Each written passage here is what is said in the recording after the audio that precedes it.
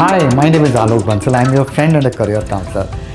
In our program, which is called Career Pick, we address queries of students on various issues. Today, the topic we are going to cover is group discussion. When the management program results start coming in, people start getting wary about group discussions and they are very scared of that. They are not able to participate, they are not able to speak, and they have a lot of issues about what actually is group discussion. So group discussion, for definition purposes, is group discussion is a discussion between various members of a group on a given topic or an agenda with an objective of arriving at a conclusion. That means there are three things which one needs to keep in mind. It's a discussion between various members of a group on a given topic or an agenda with an objective of arriving at a conclusion.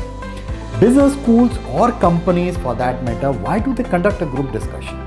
They are actually creating a simulated environment like a meeting for you to participate, and then they judge on that basis on what are skill sets you have. Do you have a great communication skills?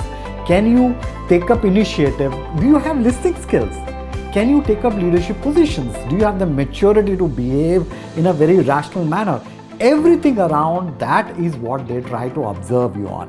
So group discussion from a practice perspective or from a selection perspective has four components or four types of group discussions are there. Number one, you have an abstract topic, which means that you are supposed to think out of the box. There are issues which require out of the box thinking.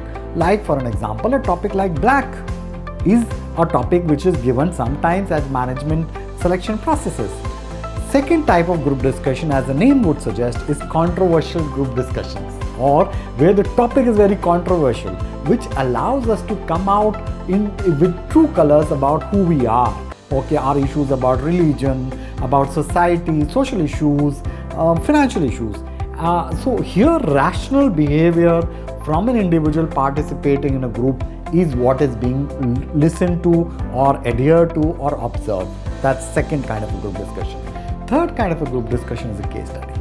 Case studies are becoming increasingly common, where you are given a small caselet, maybe 5 lines, 10 lines, printed otherwise, and you are supposed to decipher the information which is available there and come out with conclusions on the basis of that. For an example, it could be a real life situation where some information is available to you, some information is not available to you. So on that basis, you have to take a call. So this is very interesting. One needs to practice on that, and one would be able to understand exactly how the process goes.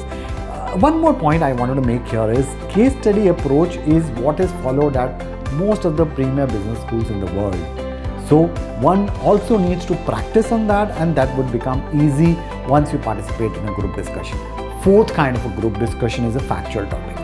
Hard facts about economic figures, about industry data are given out to you, and then basis that information which is provided to you, you are supposed to take a call and come out with a conclusion. Now here, these four kinds of group discussions, one needs to participate, one needs to practice. The most important aspect I wanted to highlight to students here is there is nothing to worry. You have to brush up your basic understanding about various facets affecting you. Social issues, economical issues, political issues, career-related issues, management issues about that, or industry issues about that. So if you brush up your information on all these facets or areas, I think you would be ready to participate. Second is, we need to improve our body language. How do we look at people? How do we behave in terms of our hand movements or facial expressions? Because that is a part and parcel of communication, right? And then how do we behave in terms of rational behavior? Do we listen to people? Do we put our point of view to people? Is important. Also, a last point I wanted to highlight here is group discussion is not a debate. Most of the students I deal with, that I have dealt with, behave in they take group discussion as a debate. They say for the motion or for against the motion is what debate is. Group discussion is, you start from this point, I start from this point, we are trying to arrive at a common consensus or a conclusion.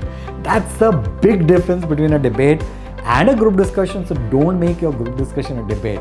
Can you talk about both the positive and negative sides of a particular point? Absolutely. Also, group discussion can be taken as a balance sheet where there is a debit and a credit, or a liabilities and an asset. So every point could have pluses and minuses. Look at them and then you will be able to do well. If you want to really consult us, come back and talk to our team at alokbansal.com, and the details are mentioned here, and we'll be happy to help you and guide you. Thank you very much.